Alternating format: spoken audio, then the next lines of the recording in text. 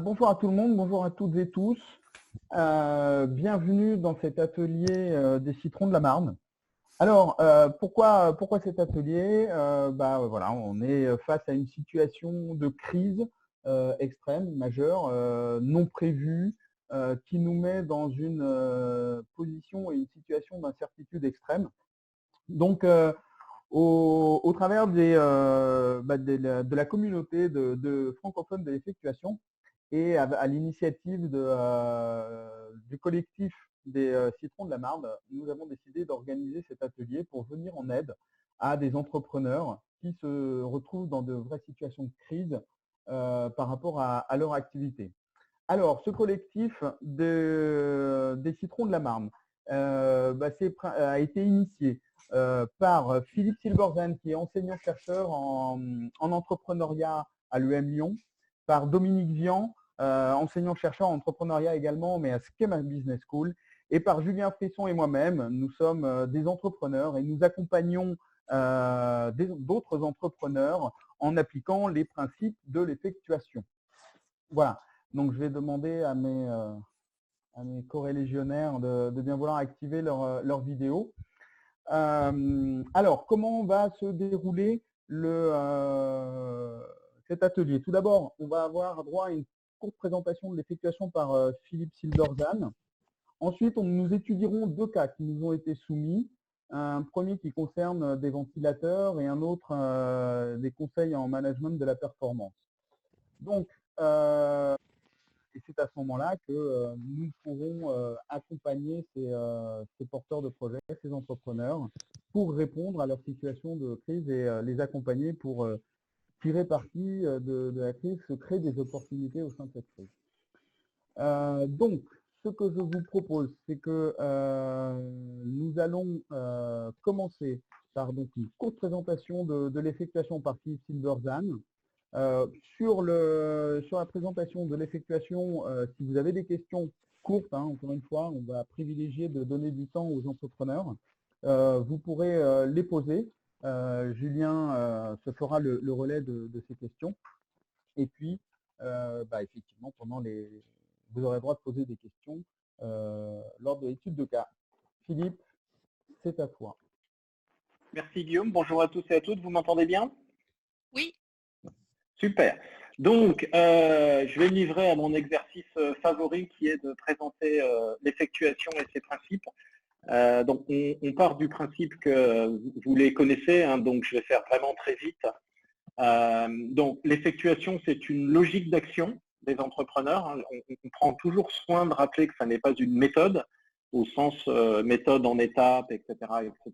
C'est un ensemble de principes empiriques que les entrepreneurs appliquent, que certains entrepreneurs appliquent avec des résultats intéressants, et donc on se dit que s'il y a plus d'entrepreneurs qui les appliquent, ces principes sont particulièrement pertinents. Alors, comme le disait Guillaume tout à l'heure, et c'est vraiment le sens de cette démarche aujourd'hui, c'est qu'on pense que l'effectuation est particulièrement pertinente dans la situation qu'on vit aujourd'hui où tant de projets sont remis en question par la crise qu'on connaît. Alors, l'effectuation, c'est quoi? Donc, effectivement, c'est 5 principes. Le premier, faire avec ce qu'on a sous la main. Donc là, l'idée, c'est que très souvent, la prise de décision est présentée avec l'idée qu'on doit partir d'un objectif et après trouver les moyens pour atteindre cet objectif. Donc, ce avec quoi on commence, c'est un objectif très clair. La difficulté, évidemment, c'est que quand les situations changent, l'objectif est plus valable et donc on est obligé de recommencer. Il se trouve que je crois que ce qu'on vit et ce qu'on vient de vivre et ce qu'on va vivre encore, c'est le grand chambardement des objectifs. On a tous fait nos plans, enfin beaucoup de gens ont fait des plans très clairs en début d'année qui ont été complètement remis en question. C'est la raison pour laquelle on est ensemble aujourd'hui. Et donc l'entrepreneur effectuel fait l'inverse en fait, c'est qu'au lieu de se dire voilà, moi j'ai un objectif qui est de pénétrer tel marché ou d'atteindre tel pourcentage de rentabilité, etc. Et donc de trouver les ressources pour atteindre cet objectif, va plutôt se dire, voilà, qu'est-ce que j'ai sous la main, qu'est-ce que j'ai dans mon frigo en quelque sorte, et qu'est-ce que je peux cuisiner avec ça. Et donc là, on va être dans une logique dans laquelle on va faire l'inventaire de ces ressources, et on aura l'occasion de l'évoquer quand on va évoquer les projets tout à l'heure. c'est de se dire qu'est-ce que j'ai sous la main qui me permet de faire des choses là, maintenant, tout de suite. Une situation de crise, c'est évidemment un moment dans lequel on ne va pas avoir le temps d'aller chercher beaucoup de ressources supplémentaires, à la fois pour effectivement des raisons de temps, mais aussi parce que ce n'est pas forcément le bon moment pour faire une levée de fonds ou aller demander un prêt à votre banquier. On doit faire avec ce qu'on a sous la main. Et ce que l'effectuation dit, c'est que ce qui peut être vu comme une très forte contrainte, en fait, est une opportunité extrêmement importante parce que souvent, on s'aperçoit qu'on a beaucoup de choses et on peut faire beaucoup avec ce qu'on a sous la main. Deuxième principe, cette fois, c'est un principe d'action, c'est sur quelle base on va prendre nos décisions. Là encore, on est souvent formé avec l'idée qu'un entrepreneur ou même un manager va décider en fonction d'un objectif attendu, d'un retour attendu. J'investis tant aujourd'hui pour un gain potentiel demain. Sauf qu'aujourd'hui, quand on est en incertitude très forte, et encore une fois, on le voit en ce moment, ce que l'on peut attendre demain de ce qu'on investit aujourd'hui est très difficile. On n'a plus du tout de contrôle sur ce qu'on va pouvoir obtenir. Et comme on a quand même besoin de garder un contrôle important dans une situation difficile, l'entrepreneur fait l'inverse et il se dit ou elle se dit, je ne sais pas bien ce que je peux gagner, mais je vais limiter mon risque et donc définir ce que je suis prêt à perdre pour pouvoir agir. Donc typiquement, l'exemple que je donne souvent, c'est une personne qui s'ennuie dans son travail, quitte son job et se dit, je me donne 6 mois et un budget de 5 000 € pour voir si ma petite idée entrepreneuriale va donner quelque chose. Au bout de 6 mois, si ça n'a rien donné, je rechercherai un job. Et donc ces 6 mois et ces 5 000 € et en quelque sorte la perte de salaire de cette période, c'est une perte acceptable, c'est-à-dire que j'accepte de perdre ce temps, j'accepte de perdre 5 000 € sans être évidemment en mesure de dire exactement ce que je vais obtenir. Donc ce principe numéro 2, c'est un principe d'action et de contrôle de risque qui est très important parce que ça permet de débloquer l'action. Troisième principe, qui là encore va être extrêmement important dans la période actuelle, c'est que face à l'événement, on va non pas se recroqueviller pour essayer de produire des idées les plus puissantes possibles. Alors, on peut faire ça, mais il y a aussi une façon alternative qui est de dire ce qu'on peut faire aussi, c'est se tourner vers les autres et voir ensemble comment résoudre les problèmes auxquels on est confronté. Alors, les autres, c'est qui? Si vous êtes entrepreneur, c'est évidemment vos associés éventuellement, vos collaborateurs, vos employés, mais ça peut être aussi votre banquier, tout est possible, ça peut arriver. Les gens que vous connaissez, ça peut être vos fournisseurs, ça peut être vos distributeurs, parce que peut-être eux aussi font face à des difficultés. Et le message ici, l'essence de ce principe, c'est se tourner vers ces fameuses parties prenantes et leur dire, voilà, qu'est-ce qu'on peut faire ensemble? Comment peut-on ensemble résoudre le problème auquel on est confronté et donc co-construire cette solution avec d'autres acteurs. Quatrième principe, je crois que là, il est on ne peut plus pertinent en ce moment, c'est tirer parti des surprises. Alors, on est tous d'accord que le coronavirus a quand même été une méga surprise, donc on a tous été complètement pris par surprise par cet événement. On a évidemment des aspects extrêmement douloureux de cet événement qu'on connaît tous. Il y a des gens qui meurent, il y a des gens qui souffrent, il y a des entreprises qui sont menacées de disparition. Ça, c'est l'élément négatif de la surprise. Et donc, l'idée de l'effectuation, c'est de vous dire, bon, vous n'avez pas de contrôle sur la surprise elle-même et sur beaucoup de ses effets négatifs. Là, vous n'avez pas la main. Mais par contre, vous avez la main sur ce que vous pouvez tirer de ces surprises. D'accord ? Et donc, en acceptant la dure réalité qui est que, ma foi, il y a plein de choses qui sont plus possibles, il y a des entreprises qui risquent de disparaître, c'est de se dire, qu'est-ce que malgré tout, je peux tirer de ça? Quand on regarde l'histoire de l'innovation et de l'entrepreneuriat, beaucoup de très grandes innovations sont nées de surprises qui, au premier abord, étaient pas forcément très agréables. Donc, on a un moment de choc et parfois de désespoir, mais ce qu'il faut, c'est quitter ce moment de désespoir et se dire, voilà, comment je peux me tourner vers l'avenir et en tirer parti. Ça, c'est vraiment une posture. Et le dernier principe, qui est un principe qui est presque philosophique, mais qui est très lié avec les 4 premiers, c'est de dire, encore une fois, l'entrepreneur, l'innovateur au sens large, est un créateur de contexte, c'est-à-dire qu'il ne subit pas l'événement, même si bien évidemment des fois on le subit en grande partie, mais on a toujours une possibilité d'influencer son environnement, son contexte. Et donc l'entrepreneur, c'est quelqu'un qui ne se dit pas quel est l'avenir qu'ont dit les experts sur un futur défini? C'est plutôt quelqu'un qui va se dire, compte tenu de ce qu'il y a aujourd'hui, quel est le futur que je peux créer? Encore une fois, il y a des choses que je ne peux pas changer, mais il y a des choses sur lesquelles je peux avoir un impact. Donc là, l'idée derrière ce principe, c'est d'identifier les choses sur lesquelles je peux avoir un impact, afin de ne pas être juste dans une posture de subir ce qui se passe, mais vraiment de devenir un co-créateur de ce futur, en mobilisant bien évidemment les 4 premiers principes. Voilà, ce sont des principes d'action, ce ne sont pas des règles d'une méthode.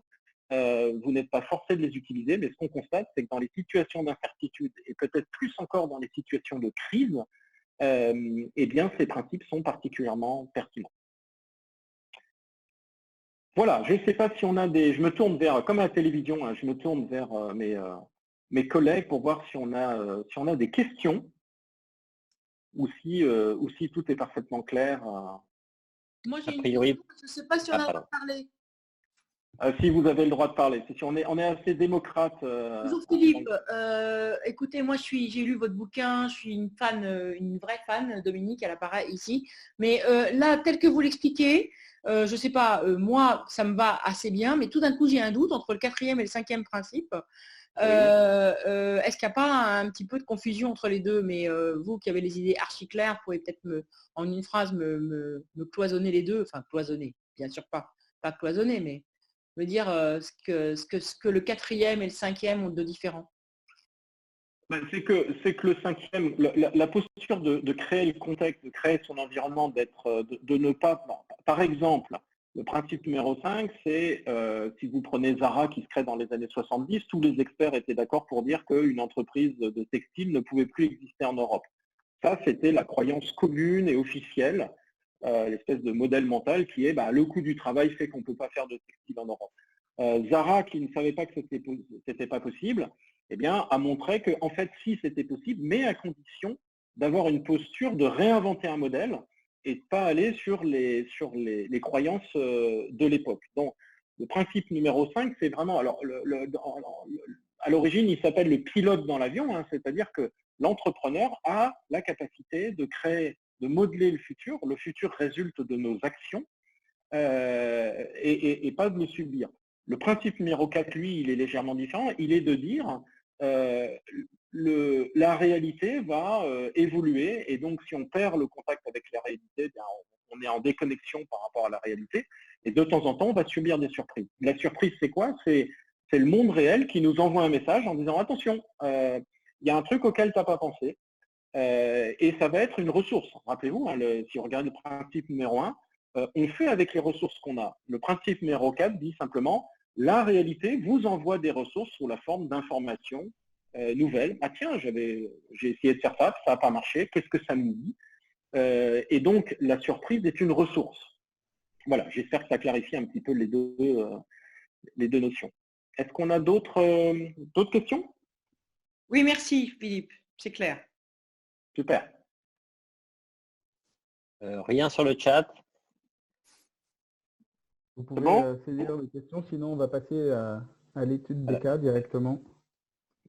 Ah, super, on n'a que des experts de l'effectuation ou alors ils sont tous endormis. Non, bon, merci. Il y a une question là.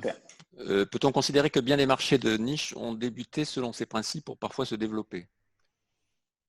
Alors oui, alors c'est pas vrai de tout. Alors on insiste souvent dans l'effectuation pour dire l'effectuation ne vous dit pas qu'il ne faut pas être visionnaire, ne vous dit pas qu'il faut démarrer avec des objectifs, il ne faut pas démarrer avec des objectifs très clairs.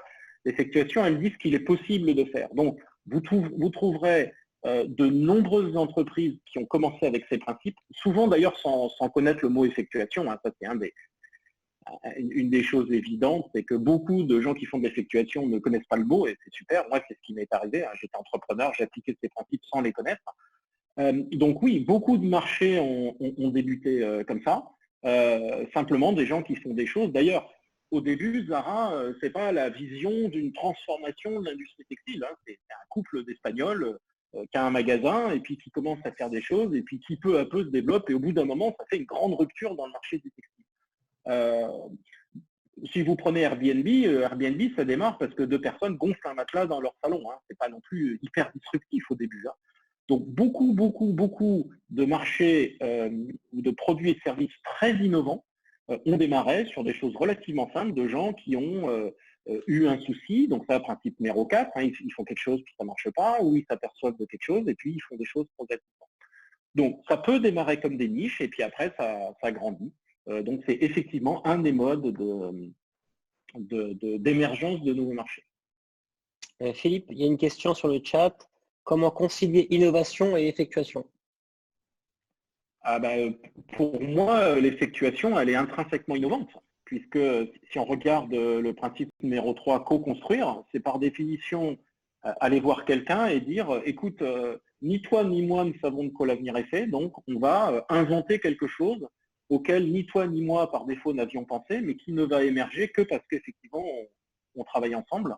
Et le principe numéro 5, pour moi également, est intrinsèquement un principe d'innovation.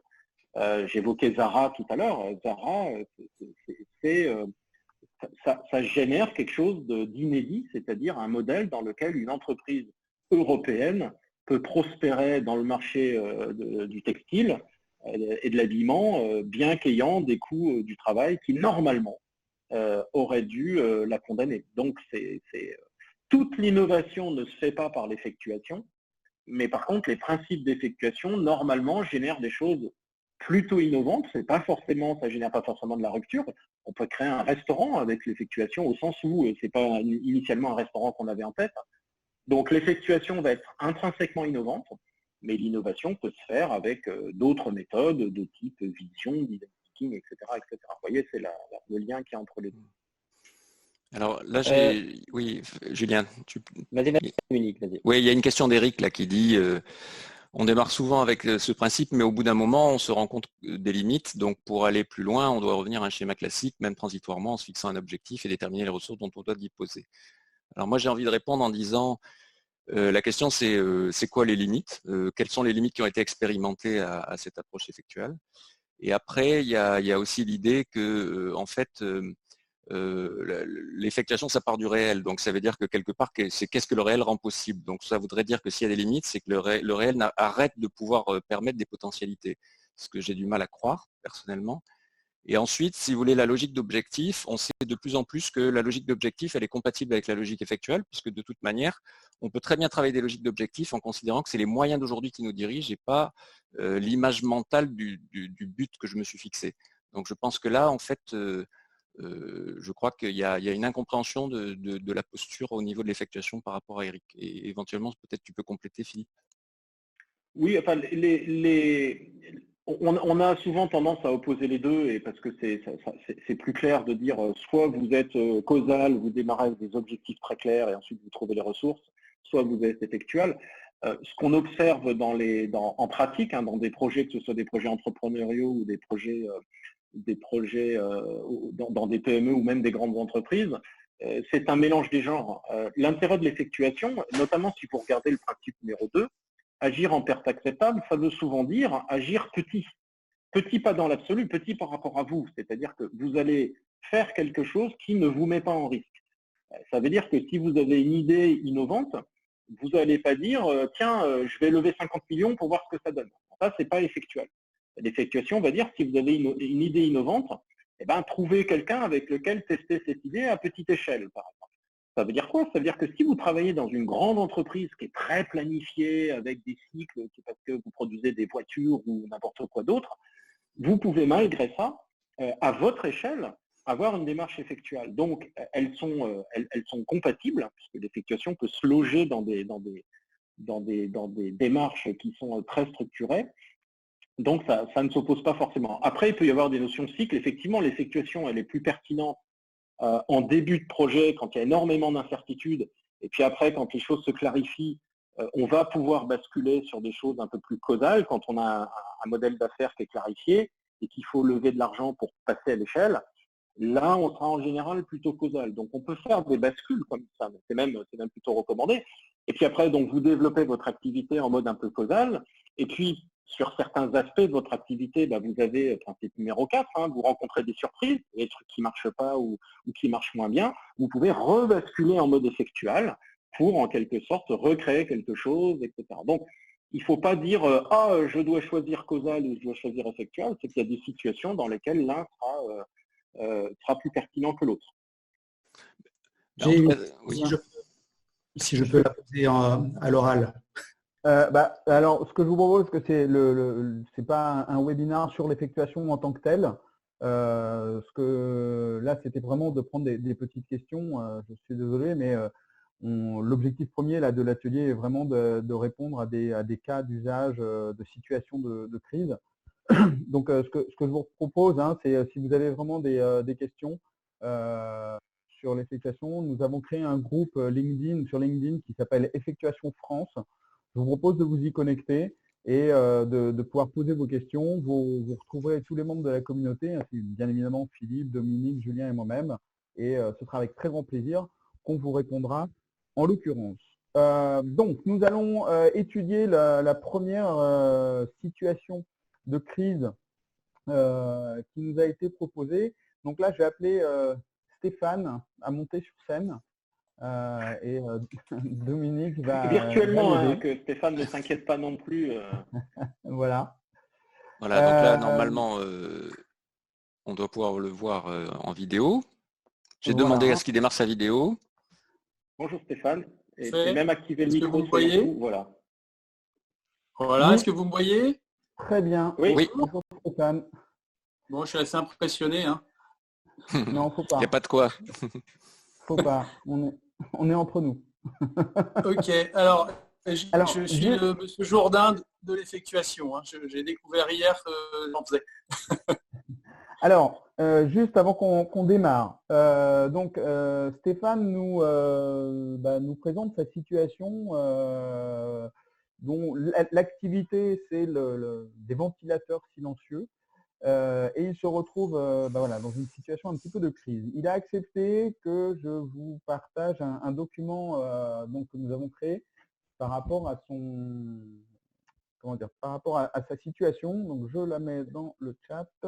Voilà, c'est un document de Google Docs, donc vous verrez la situation.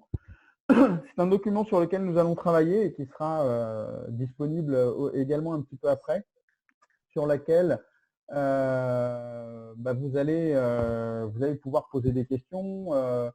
L'idée, c'est que Stéphane y réponde également à l'oral. Normalement, le micro n'est pas coupé.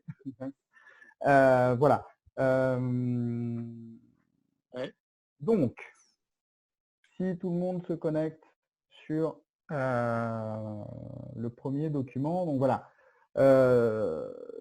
Donc, secteur d'activité, c'est des ventilateurs silencieux et intelligents et la situation de crise qui va être rencontrée par de plus en plus d'entreprises, c'est un problème de trésorerie avec une commande Fnac Darty, donc des volumes plutôt importants, reportés sine die. Stéphane, je vais vous laisser la parole pour nous présenter un petit peu le contexte et qu'on puisse travailler avec vous dessus. Ok, je vais essayer de reprendre la trame de Philippe là, sur les 5 points ou 4 points, je ne sais plus 4. Ouais. Donc ce que j'avais dans mon frigo, c'est simple, je suis designer produit, j'ai travaillé dans des grands groupes, Legrand, Facom et puis le groupe Seb. Et j'avais dans mon frigo un ventilateur silencieux qui est un projet abandonné par le dernier groupe dans lequel je bossais. Et puis en me retrouvant, j'allais dire autonome, parce que quittant ce grand groupe, je me suis dit que je pouvais, en prenant un risque le plus calculé possible, lancer ce produit. Donc ce que j'ai fait, avec une perte acceptable, alors est-ce qu'elle est acceptable, je ne sais pas, je pensais qu'elle l'était, là j'arrive aux limites, c'est-à-dire que mes économies sont passées dedans. Le point très positif, donc j'ai lancé ce produit l'année dernière, au mois de juin, après un premier lancement public au concours Lépine, parce que le concours Lépine, c'est le moyen le plus économique d'exposer à la foire de Paris et donc de croiser 400 000 visiteurs, ce qui était le cas, ce qui m'a permis de relativement bien vendre de façon totalement indépendante, puisque je n'avais que ma boutique dans mon impasse, puisque une boutique en ligne, quand on l'ouvre, personne passe devant. Voilà, donc tout allait bien. Et puis, j'ai été contacté par un gros distributeur, donc Fnac Darty, qui voulait savoir ce que j'avais prévu pour la distribution. Donc, la négo était assez intéressante, puisque je n'avais pas du tout prévu de passer par eux, parce que pour moi, ces gens-là étaient inabordables pour les startups. Alors, même si je ne suis pas une startup, je ne dépense pas l'argent des autres, je ne dépense que mon argent. Et donc, la négo a été intéressante, puisque je n'avais pas du tout prévu de passer par eux. Et on a conclu un accord, j'allais dire équilibré, beaucoup plus équilibré que ce que j'imaginais, parce qu'ils font des efforts pour les boîtes qui démarrent. Et puis, j'allais dire patatras, le Covid nous tombe tous dessus. Et la semaine dernière, au moment où le camion devait livrer les 7 premières palettes dans l'entrepôt, eh bien, le chauffeur m'appelle en disant l'entrepôt vient de fermer, il refuse votre livraison. Voilà, donc ça fait une petite douche froide. Bon, hormis des petits problèmes de logistique à gérer instantanément, ça c'est pas très grave. Le vrai souci, c'est que après avoir monté justement sur mes pertes acceptables, en me disant j'investis et raisonnablement j'autofinance les premières ventes, les premiers containers financent le second et ainsi de suite. Le petit grain de sable qui était très positif, qui était de dire il y a un distributeur qui s'intéresse à moi, m'a fait prendre un peu plus de risques et donc met en danger, mais dans le rouge, ma trésorerie. Voilà. Ok, donc ça veut dire que tu as un stock à écouler qui est stocké sur une plateforme logistique, j'imagine, et l'idéal, ce serait de pouvoir l'écouler de façon à faire remonter ta trésorerie. Alors, non, oui et non. Alors, le problème, c'est que je n'ai pas une commande annulée. C'est-à-dire que la marchandise, j'allais dire, est prête à être livrée à son destinataire d'origine. Ils n'ont pas annulé la commande, mais le fait de ne pas l'annuler ne me permet pas de la revendre, puisque en théorie, je suis censé honorer cette commande. Ce qui me met dans le rouge, c'est que je ne sais pas. Pardon ? C'est une prise d'otage. Ouais, c'est ça. Voilà. Ouais, mais je pense que c'est évidemment contre leur gré. Enfin, non, mais bien sûr. Mais c'est une situation compliquée parce qu'effectivement. Voilà, donc il n'y a pas des millions de produits. On parle de 100 produits. Alors, c'est un produit très haut de gamme. Je vous engage à aller voir sur mon site. Ça peut peut-être vous intéresser, on ne sait jamais. Donc, c'est un produit qui est à 800 € prix public. Donc, voilà, c'est pas si simple que ça à vendre. Donc, ils m'en ont pris 100 en test. Et puis, peut-être, et une deuxième centaine en juin. Vous nous donnez un lien là pour puisse aller et voir. donc, ouais. Tant qu'à faire, vous avez 40 personnes connectées là. Je vais faire ça. Sur 100, chacun s'engage à en acheter un. Mais ça serait super. La question de la disponibilité, parce que d'abord, contractuellement, si la commande est suspendue, est-ce que le stock est quand même disponible? Je pense que c'est pas aussi simple de répondre à cette question-là. Moi, je ne sais pas, je ne suis pas juriste. Et après, est-ce qu'il y a d'autres stocks disponibles? Alors, j'ai de la marchandise, en fait, ils ne m'ont pas pris tout mon stock, heureusement. Donc ça, j'ai pas de problème, moi, pour continuer à vendre, mais il y a le Covidea, et donc en ce moment, c'est marrant, mais personne n'achète de ventilateur. Ce qui est évidemment logique. Donc, non, le problème, il est plus de trouver un moyen de financer une trésor. Alors peut-être que j'ai une posture un peu trop extrême, puisque j'ai fui tout financement externe pour plein de raisons. Peut-être que mon psychologue pourrait vous l'expliquer, mais non, j'ai mal vécu mon passage dans une belle start-up qui s'appelle De Vialet, où j'ai vu les fondateurs se faire sortir par tous les gens qui leur avaient amené de quoi financer leur boîte. Donc je tiens une indépendance totale. Alors c'est vrai qu'aujourd'hui il y a des mécanismes qui se mettent en place pour financer les BFR, le besoin de fonds de roulement des entreprises. Enfin bon, c'est un report d'emmerdement, c'est pas encore Enfin, c'est pas miraculeux. Donc je cherche une solution, j'allais dire agile et intelligente pour éviter de mettre dans le rouge. Alors je fais comme tout le monde, hein, j'ai prévenu mes fournisseurs que j'allais les payer un petit peu plus tard. Je pouvais les payer en nature. Mais bon, pour le moment, ça ne prend pas. On n'a toujours pas vu le lien pour aller voir sur le site. Du coup, ça permettrait de se faire une idée du produit. Alors, il est derrière moi en arrière-plan. Je pourrais vous le montrer. Ah oui, je vois qu'il y a un ventilateur. Ouais, Stéphane, premier truc, financement des BFR, sans passer par des investisseurs en tant que tels, façon start-up, il y a aujourd'hui les mécanismes bancaires qui ne font que reporter le projet. Mais premier truc, c'est le premier truc, ça permet de tenir et puis on voit après. Il y a des prêts qui sont garantis à je sais pas combien de pourcents par des pays, voire même par l'État. Donc c'est une piste. Pour rester. C'est la piste, c'est la seule que j'ai, je l'avoue, pour le moment. Quand j'ai vu l'appel à problème des citrons, là, je me suis dit, bon, il y a peut-être d'autres solutions. C'est pour ça que j'ai attrapé la balle au bon. C'est sûr que c'est la piste la plus évidente pour le moment. Le problème que j'ai, c'est que j'ai un historique assez faible. J'ai 6 mois de vente, alors certes intéressant, mais quand vous regardez les mécanismes tels qu'ils sont constitués aujourd'hui, alors on parlait du chiffre d'affaires du mois de mars de l'année dernière. Bon, l'année dernière, je n'existais pas en mars. On parle de 3 ou 4 mois de chiffre d'affaires. C'est pareil, si c'est listé divisé par 12, ça ne me permet pas de tenir. Donc j'allais dire, puisque je vois qu'il y a une question, est-ce que c'est vraiment un sujet d'effectuation? Moi, c'est la solution effectuation qui m'intéresse, celle des financements court terme. Elle existe, elle est classique. En dernier ressort, je trouve la question est intéressante. J'allais dire étrange, mais oui.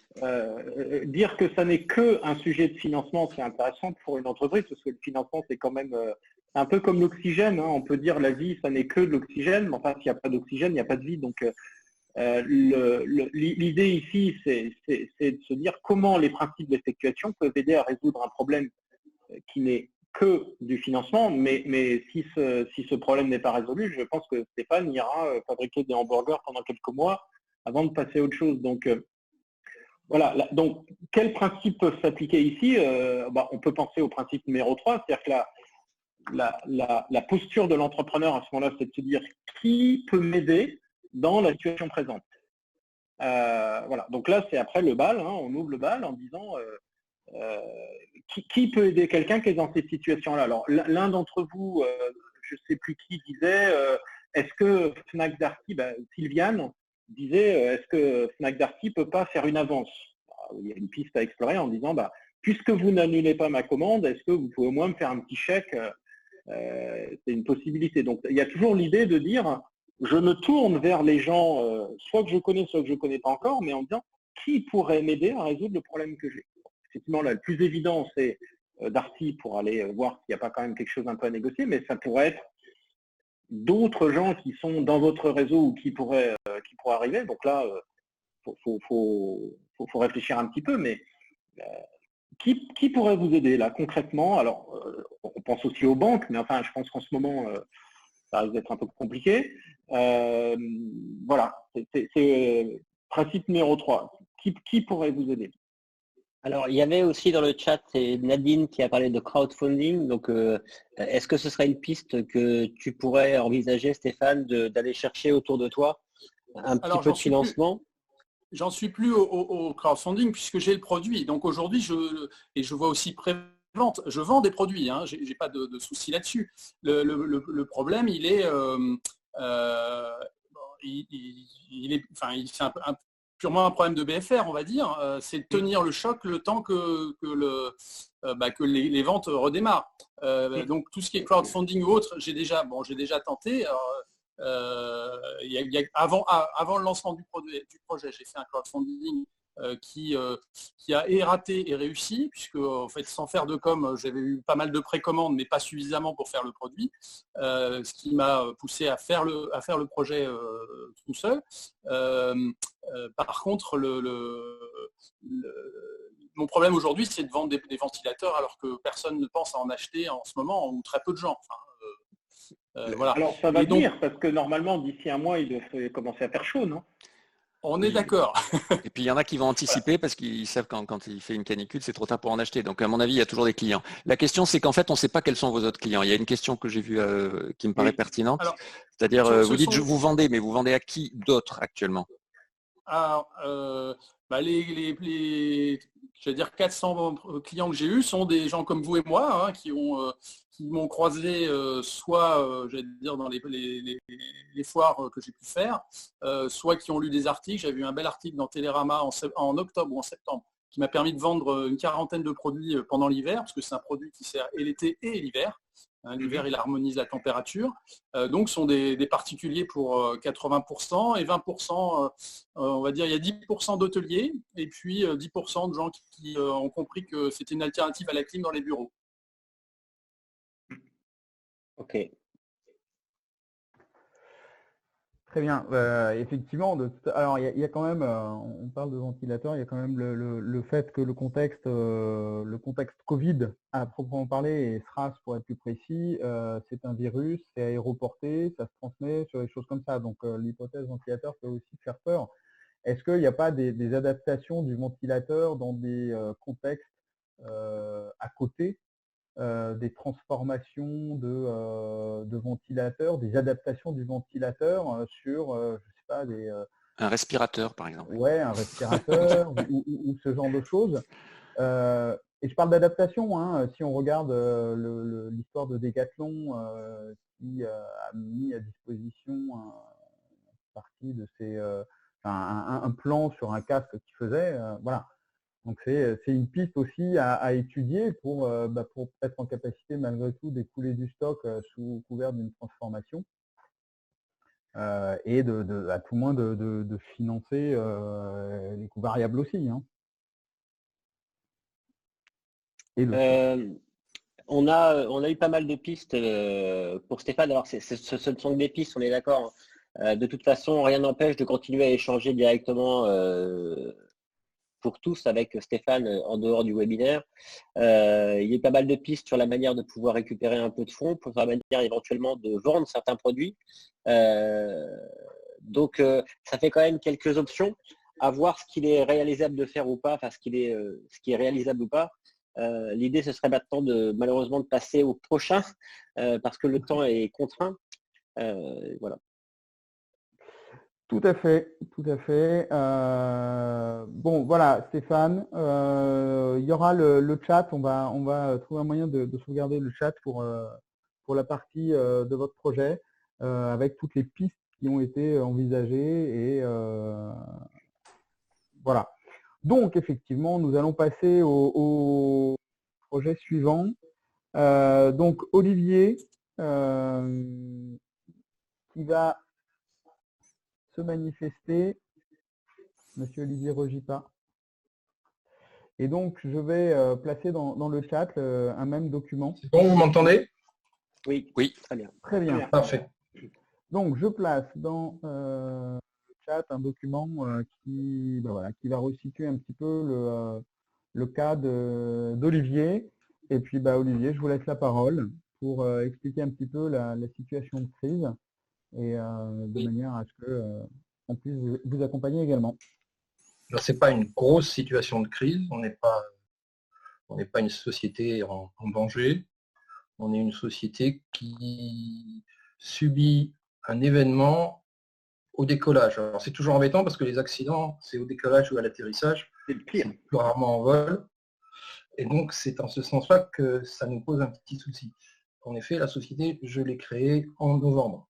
Je n'aurais pas vu venir le Covid, j'aurais pu la décaler, mais bon, on est là. On est parti et notre activité se trouve remise en cause dans le développement commercial. Une phase, disons, qui correspond à principe numéro 3, disons, co-construire avec les parties prenantes, dans laquelle on s'est fortement impliqué, qu'on avait parfaitement en tête. Alors, l'activité, en 2 mots, donc, c'est une société de conseil en management opérationnel management de terrain. C'est pas du tout du management stratégique, c'est du management plutôt sur les problématiques d'amélioration de la performance. Donc, nous, on aime descendre dans l'atelier, dans l'usine, mettre la main dans le cambouis. On a, disons, nos doctrines, si on peut dire, mais on est très pragmatique. On vient des secteurs tels que les méthodes d'amélioration de la performance, telles que le Lean, le Six Sigma, la théorie des contraintes d'un côté, et d'autre part, on a une compétence dans tout ce qui est les modèles de certification, les normes ISO qu'on appelle HLS, le système de management intégré. ISO, la plus connue étant 9001, mais aussi 14001, 45001 et j'en passe, et le modèle EFQM, et également tout ce qui tourne autour de la RSE. Donc si je reprenais l'image du frigo tout à l'heure, mon point de départ, il est à l'envers de ce que Philippe Silberzan a décrit en parlant de Madame Tao, que j'ai lu, qui n'avait que son bol de riz et sa technique pour faire une sauce originale. Moi, j'ai un frigo trop rempli. Mon problème, c'est que quand j'ouvre le frigo, j'ai plein de choses et qu'il faut que je mette de la cohérence dedans parce que sinon, ça part dans tous les sens. Et mon idée de départ, ça a été de dire il faut simplifier, simplifier, simplifier. Alors là, vous faites la réponse avant de faire la question. S'il y a trop de choses dans votre frigo, vous pouvez donc cuisiner plein de choses. Comment allez-vous, petit exercice, comment allez-vous décider ce que vous allez cuisiner en effectuation? Alors voilà, ça c'est la réflexion qu'on a eue au départ, c'était de se dire qu'est-ce qu'on veut faire, quels sont le schéma, puisque c'est de ça dont il s'agit, qu'on veut mettre en place. Alors mon schéma, il était très simple, et le pari qu'on a voulu faire, sur lequel on est aujourd'hui, on s'est mis un petit défi, parce que c'était ce qui était intéressant, c'était de cibler une clientèle qui n'est pas consommatrice de ce type de produit. Et à deux niveaux. Le premier, c'est qu'on est sur un territoire... Là, vous n'êtes pas effectuel, là. Là, vous êtes causal. Vous déterminez une cible et après, vous essayez de la... Donc, si vous inversez, vous dites, voilà, enfin, si j'ai bien compris, vous m'avez dit, moi, j'ai un frigo, il est trop rempli. D'accord? Oui. Donc, je pourrais faire un repas mexicain, une soirée brésilienne, un hamburger, etc. Donc, ça, c'est un gros problème. Enfin, c'est un problème de riche, hein, mais c'est un gros problème. Comment, effectuellement, vous allez décider ce que vous allez prendre dans votre frigo? Petite question. C'est sans doute ce qu'on n'a pas fait parce qu'on n'a pas fait l'effectuation. Alors voilà, justement, donc si on essaie de réfléchir ensemble sur comment vous pourriez agir de façon effectuelle dans cette situation-là, vous allez appliquer le principe numéro 3, vous ouvrez votre frigo et vous regardez qui est intéressé par un repas mexicain ou par une soirée brésilienne ou par un hamburger. C'est-à-dire que le principe numéro 3, c'est qui veut bien jouer avec moi? Et dans ce cas-là, il y a des gens qui diront moi la cuisine mexicaine, c'est pas trop mon truc. Par contre, ton histoire de hamburger, ça peut m'intéresser, mais etc. Donc, vous voyez, c'est pas quel client je peux viser, ça c'est causal, et ça peut être OK. Alors, je vous le raconte mal, en fait. Je vous le raconte mal parce que c'est précisément ce qu'on a fait. En fait, on a fait un aller-retour, je dirais. C'est-à-dire qu'on est parti de ce que l'on supposait être de nature à intéresser, et on est allé voir les gens pour voir si ça correspondait. Et ça nous a obligés à refaire le chemin à l'envers et à repenser nos produits. Ouais, ça c'est une démarche essai-erreur, c'est pas de l'effectuation non plus. Mais bon. Mais pas grave, vous pouvez rester Olivier. Hein. Mais c'est pas grave, on va y arriver. Ouais. Et on est allé chercher les parties prenantes, effectivement, et rencontrer des sociétés, c'est comme ça qu'on a commencé. Voilà. Et on se retrouve aujourd'hui avec, donc encore une fois, on a démarré en novembre. Donc on est tout jeune. On se retrouve avec nos 5 premiers clients. On s'est quand même fixé un défi, je suis obligé de vous le dire, parce que sinon on pourrait imaginer de faire autrement, c'est qu'on voulait rester sur un territoire périphérique, qui est vraiment périphérique, puisqu'on est pratiquement à la frontière avec l'Espagne, au pied des Pyrénées. Que c'est un choix, hein, c'est-à-dire qu'on s'est dit c'est par là qu'on veut démarrer, on aurait pu démarrer en Bretagne, mais en tout cas on veut démarrer sur un territoire. Et la deuxième idée, c'est qu'on veut s'adresser à des sociétés qui ont des besoins, dont on sait qu'elles ont des besoins, mais qui, pour X raisons qu'on ne va pas développer ici, ne consomment pas de conseils ou ne consomment pas de la manière où nous, on pourrait apporter quelque chose. Et on s'est dit, comment faire... Causal, hein. Je suis toujours causal, je suis désolé. Et vous allez me Non, remettre mais dans l'ordre. soyez pas désolé, c'est juste de s'entraîner à changer de posture. Et c'est pas facile parce que si on n'est pas câblé comme ça, c'est pas naturel.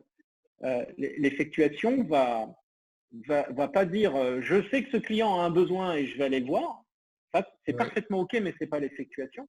L'effectuation, c'est j'ai un truc dans mon frigo et qui est intéressé par ça?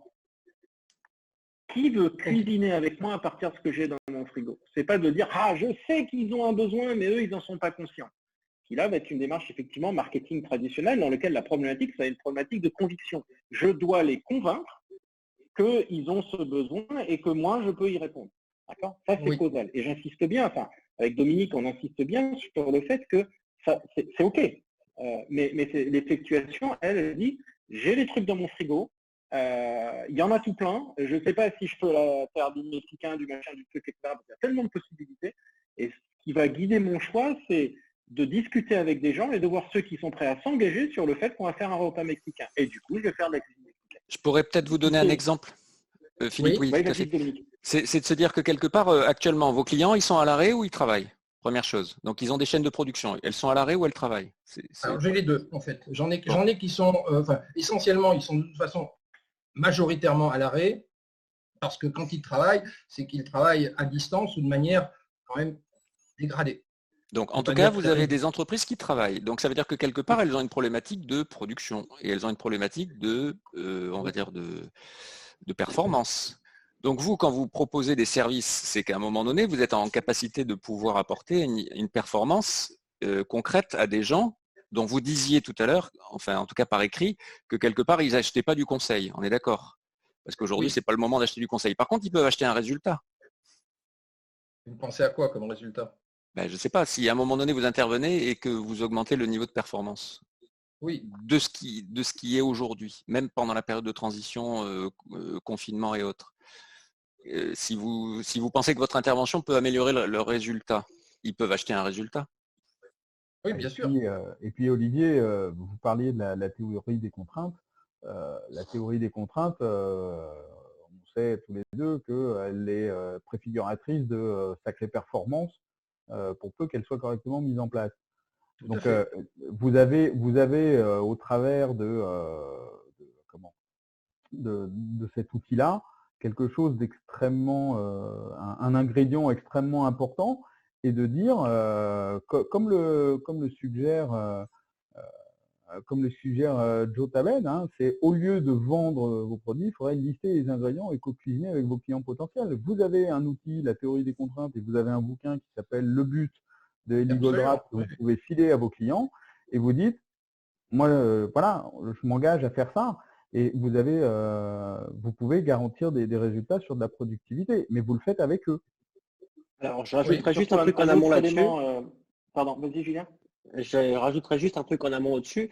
Vous disiez que votre frigo était extrêmement rempli à la création de votre structure. Très bien. Peut-être que poser la question à vos clients de leurs besoins actuels et les comparer avec ce que vous avez, vous, dans votre frigo, pourrait aussi permettre de construire des choses en commun intéressantes. C'est-à-dire que au lieu d'aller chercher les besoins des clients, dans ces situations-là, d'abord parce que, comme le disait Dominique, ils ont probablement tous une situation qui fait que ce qu'ils pensaient il y a 3 semaines a complètement changé. Deuxièmement, ils sont perturbés par la situation, donc ils ne sont probablement pas capables d'exprimer un besoin en dehors d'éteindre les incendies actuels qu'ils sont tous en train de faire. C'est ça. Mais exprimer un besoin, c'est quelque chose de très complexe. Et c'est le grand écueil du marketing causal, c'est qu'on suppose que le client est capable d'exprimer un besoin.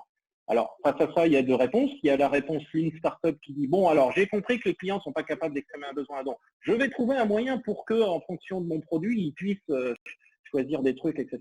Puis il y a la 3e option qui est de dire, bon, ils ne sont pas capables d'exprimer leurs besoins et moi, je ne suis pas capable d'imaginer ce dont ils pourraient avoir besoin. Donc là, on est bloqué. Le déblocage, c'est de s'asseoir avec eux et dire, racontez-moi votre situation actuelle. Ah, il y a ça, machin. Ah, bon, mais alors peut-être qu'ensemble, on pourrait imaginer ça. Ah, tiens, je n'y avais pas pensé, etc. Donc, c'est vraiment ça, la co-construction. C'est-à-dire que c'est pas mon client sait et moi, j'essaye de le deviner. Ou je sais ce dont on a besoin mon client, mais lui, il est trop abruti pour le savoir, donc je vais aller le convaincre. D'accord? C'est de dire, moi, je ne sais pas trop ce que je pourrais faire, et lui, il ne sait pas trop ce dont il a besoin. Et donc, la co-construction, c'est de dire, les deux vont discuter à bâton rompu. C'est pour ça que ça ne peut se faire que de façon symétrique en disant, voilà, parlez-moi de votre situation, et là, en fonction de ce que vous dit votre interlocuteur, vous chopez des trucs en disant, c'est marrant que vous disiez ça, parce que figurez-vous que moi, l'année dernière, j'ai fait ça, etc. Est-ce que vous pensez que peut-être on pourrait imaginer que… Voilà, c'est vraiment la logique de co-construction dans laquelle vous avez en tête ce que votre frigo contient, mais vous discutez aussi avec l'interlocuteur pour essayer de comprendre ce que lui a dans son frigo. Et à ce moment-là, on peut dire, tiens, c'est marrant parce que tu as ça et moi j'ai ça, et on pourrait co-construire quelque chose. Alors, de facto, c'est ce qu'on fait avant l'accident de vol du virus, puisqu'on est devenu membre de plusieurs réseaux, qu'on participe activement à rencontrer plein d'acteurs qui nous renvoient ce type d'informations. Et par des discussions plus ou moins à bâton rompu, plus ou moins impromptues, on a nourri cette relation, et c'est d'ailleurs comme ça qu'on a trouvé notre premier marché, tout simplement, en participant à ces réseaux. Mais évidemment, aujourd'hui, les réseaux ils sont un peu à l'arrêt. Alors, les échanges sont uniquement, outre qu'ils sont par la voie des systèmes de réseaux virtuels, mais en plus, ils sont limités à des problématiques d'urgence liées au Covid, qui sont beaucoup plus proches du sujet qu'on a abordé juste avant, qui sont en général des problèmes de trésorerie, des problèmes de comment concrètement je règle la mise le licenciement temporaire de mes employés, comment je fais tel ou tel problème lié à l'urgence. Mais là aussi, vous pouvez aussi vous dire que si vous cessez d'être dans une logique causale, c'est-à-dire j'ai pas de chance parce que ce que j'offre en ce moment, ils n'en ont pas besoin, c'est de dire effectivement, ils n'ont probablement pas besoin de ce que j'offre en ce moment, mais j'ai peut-être des trucs dans mon frigo auxquels j'aurais pas pensé que je vais pouvoir leur offrir. Donc c'est vraiment offrir là, parce que par les temps qui courent, je vais leur offrir, je leur donne. C'est offrir. Gratos. Offrir. C'est un terme. Non, mais c'est vrai, parce que je me vois mal leur dire, et en plus c'est payant, parce que c'est pas les circonstances, et puis c'est ça dépend, parce que là la question c'est qu'en fait on dirait que vous avez une contrainte cognitive qui est liée au fait que vous voyez toute la perspective associée à votre métier de conseil. Là la question c'est même plus le conseil, puisque le conseil, vous dites aujourd'hui, ils sont sur d'autres réalités que le conseil, ils sont sur un objectif, c'est de faire tourner une chaîne de production. Donc en gros, c'est comment vous, avec ce que vous savez, vous pouvez les aider à faire tourner la chaîne de production.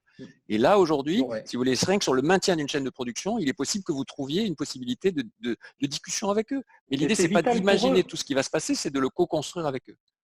Ok. Comment vous pouvez les aider? C'est-à-dire qu'en fait, vous pouvez même aller… Alors, c'est facile à dire, mais je pense que si vous avez de l'expérience, ce qui semble être le cas, vous allez les voir en disant, voilà, comment je peux vous aider? Et si le gars vous dit, tiens, il y a des cartons là et tu les mets là-bas, peut-être qu'on commence comme ça. Oui, tout à fait. Oui. Vous voyez, c'est le côté, la surprise, elle casse ce qui existait auparavant. C'est ça le principe numéro 4, c'est comment tirer parti de la surprise. Ça veut dire, de toute façon, je ne vais pas faire ce que j'avais prévu de faire. Ça, c'est plus possible. Donc, ça veut dire que, alors pas tout est remis en jeu, mais presque tout est remis en jeu. Et donc, c'est vraiment de dire, comment je peux vous aider? C'est quoi votre problème vital? Et si le gars vous dit qu'il faut déplacer des cartons, qu'il faut conduire un camion ou qu'il faut tirer un fil sur une chaîne de production, tirer un fil sur une chaîne de production, parce qu'après, une fois que vous êtes là, etc. Vous voyez, c'est le côté, on fait quelque chose ensemble. Et ce quelque chose est tout petit, mais une fois qu'il est tout petit, vous avez montré que vous avez apporté quelque chose, et puis ensuite, vous recommencez, et puis vous recommencez. Et en plus, c'est le principe numéro 2, perte acceptable, c'est-à-dire qu'au pire, vous avez perdu 1 heure, et au pire, lui a perdu 1 heure. Vous voyez, c'est comment vous mariez les principes comme ça. Et puis, pour finaliser sur ce cas-là, vous pouvez aussi imaginer un nouveau modèle éco qui ne rémunère pas immédiatement si ce n'est pas possible pour votre client, mais qui peut rémunérer de diverses manières pour la suite. Typiquement, vous linéarisez le coût sur les mois qui viennent, vous envisagez d'autres moyens de travailler avec ces gens-là de façon à pouvoir leur apporter encore plus de prestations pour la suite. Du coup, le cadeau que vous faites là, vous le récupérez pour la suite puisque vous étiez présent pour les aider. Bref, là, il y a plein de manières de se faire rémunérer de manière directe ou indirecte. Donc, c'est ça qui je suis d'accord. Donner pour vendre n'est pas un problème. Hein. Oui, et d'aller les voir en quittant l'idée d'avoir un objectif en tant que tel. Vous y allez avec en amenant votre frigo. Et vous ne dites pas, j'y vais dans l'objectif de ceci, pour cela, pour eux. C'est on arrive, on voit ensemble un petit peu les situations respectives et puis effectivement, on fait ensemble des choses qu'on est capable de faire. Surtout, partez du principe que c'est des choses que vous êtes chacun capable de faire et que conjointement, vous allez pouvoir réaliser parce que les ressources, vous les avez à disposition. En fait, on s'aperçoit qu'on a tellement eu l'habitude de l'étude de marché qu'on est en train de dire il me manque de l'information, donc je reste inactif parce que je vais aller à la recherche de l'information. Là, l'idée, c'est complètement différent, c'est de dire je ne sais pas ce que le… par contre, si je ne sais pas ce que l'autre veut, par contre, si je lui parle, je vais pouvoir créer des conditions d'un engagement avec lui. Donc, sous-entendu, on va co-construire des possibilités parce que moi, j'ai des choses dans mon frigo et lui, il a des choses dans son frigo. Et donc, je n'ai pas besoin j'ai besoin de créer les conditions de cette interaction et de cette interaction va sortir quelque chose. Je n'ai pas besoin d'avoir une idée préconçue de ce qui va sortir. Ça, c'est carrément nouveau quand même comme approche et ça vaut vraiment la peine d'être essayé. Et ça, c'est très général. Hein. Je pense que c'est des choses c'est pour ça que le cas d'Olivier est intéressant parce que c'est… Enfin, moi, je le vois autour de moi, cette situation-là, elle est vécue par plein de chefs d'entreprise. Et donc, l'idée, c'est de dire tous les objectifs de presque tout le monde sont cassés, en fait. C'est ça l'intérêt aussi, c'est que on avait un super plan. Donc, il y a des objectifs de très court terme qui sont la remise en route de la chaîne. Moi, j'entendais une entreprise qui a un carnet de commandes plein à craquer, mais c'est juste que les gens ne veulent pas venir au travail parce qu'ils ont peur de se faire infecter, etc., etc. Donc, les objectifs, ils sont tous remis sur la table. Et je crois qu'il y a une grande puissance à simplement se libérer de cette idée d'objectif et d'idée de marché et d'aller voir. Alors, ça a été dit dans le chat, hein, c'est juste d'aller voir son client et de dire comment puis-je vous aider. Et ce qui va sortir de ça sera probablement complètement inattendu. Ah bah tiens, c'est marrant qu'il me demande ça. Et comment puis-je vous aider? C'est là, être conscient de ce que vous savez faire. Je sais me servir d'un tournevis ou pas, je sais faire un plan comptable ou pas, etc. etc. Et de construire quelque chose qui n'était pas anticipé avant. Et quand on regarde l'histoire de l'innovation au sens large, c'est très souvent ce qui s'est passé, c'est-à-dire qu'il y a quelque chose de complètement nouveau qui a émergé, souvent d'une situation, je l'évoquais tout à l'heure, inattendue, mais en tout cas, ça ouvre le champ des possibles. La question de l'anticipation, en fait, elle est problématique, puisque finalement, ça veut dire que quelque part, je sais exactement avant l'autre ce dont il a besoin. C'était une posture qui est quand même très présomptueuse, en fait, dans la réalité. Il vaut mieux imaginer la posture inverse, qui consiste à dire je ne sais pas ce dont il a besoin, moi je sais que je peux apporter des choses, lui apporte des choses, et qu'est-ce qu'on peut faire ensemble. Sinon, dans la posture de je vais proposer quelque chose et je sais exactement ce dont il a besoin, en fait ça positionne la personne cliente dans une posture d'accepter ou de refuser. Et là, l'idée, il n'est pas d'envisager un futur qui soit un succès ou un échec, il s'agit d'envisager un futur à deux. Donc c'est vous-même avec lui qui allez définir les conditions de ce futur, en quelque sorte. Donc ça oblige une désappropriation de ce que je sais, mais par contre, enfin de ce que je veux, parce que je garde ce que je sais en fait. Hein. Ce que je sais, c'est mon identité, c'est les moyens que j'ai, c'est ma connaissance, ça vous n'avez pas disparu, c'est pas le Covid qui l'a fait disparaître. Donc votre compétence, elle est là, et c'est à mon avis une posture d'humilité qui va effectivement permettre d'envisager des possibilités avec lui. Et il y aura une monétisation. S'il y a valeur, dès qu'il y a valeur reconnue, il y aura monétisation. Donc la question de la monétisation n'est pas le sujet principal, comme vous le disiez tout à l'heure d'ailleurs. Bien. Non, je suis d'accord, là c'est très très bien vu. Écoutez, donc on va terminer l'atelier. Donc vous voyez, il y a beaucoup dans la manière de réfléchir avec l'effectuation, il y a beaucoup de possibles qui peuvent émerger, notamment si on retire le but, entre guillemets. Écoutez, moi ce que je vous propose, c'est que dans le chat, je vous mets le lien vers le groupe Les Citrons de la Marne pour tout le monde. De manière à ce que… Inscription obligatoire avant 18h. Voilà. De manière à ce que on puisse continuer, hein, que Olivier, Stéphane, surtout, voilà, inscrivez-vous et n'hésitez pas à poster. Hein, déjà. Voilà, à reposter directement dans le groupe pour que effectivement tout le monde puisse vous répondre, puisse prendre des nouvelles, échanger des coordonnées. Voilà, c'est vraiment un point de passage pour toutes celles et tous ceux qui veulent aider, qui veulent faire avec Olivier et Stéphane. On n'a pas étudié tous les cas qui nous ont été soumis. Vous nous en excuserez auprès de ceux qui n'ont pas été étudier. Quoi qu'il en soit, encore une fois, ce groupe est là justement pour vous. Posez vos questions, posez vos situations de crise dans lesquelles vous êtes. Et Philippe, Dominique, Julien et moi-même, on vous répondra. Et il y a aussi énormément de membres de la communauté francophone de l'effectuation. Vous pourrez les retrouver à cet endroit-là. Voilà. Écoutez, on vous souhaite une très belle fin de journée. Il y a des chances que nous organisions d'autres ateliers comme ceci la semaine prochaine. Et nous vous en tiendrons informés dans le groupe Les Citrons de la Marne et puis sur nos profils respectifs. N'hésitez pas également à partager le groupe des Citrons de la Marne, à partager les informations sur l'effectuation et quand nous publierons l'annonce pour les prochains ateliers, de les partager pour que nous soyons toujours plus nombreux à pouvoir nous entraider et à faire ensemble et à innover et à créer ensemble. Voilà. Merci beaucoup. Très belle fin de journée à vous. Au revoir. Dans cette Merci à vous. Et prenez soin de vous. Au revoir. Prenez soin de vous. Merci. Au revoir à tous. Au revoir à tous.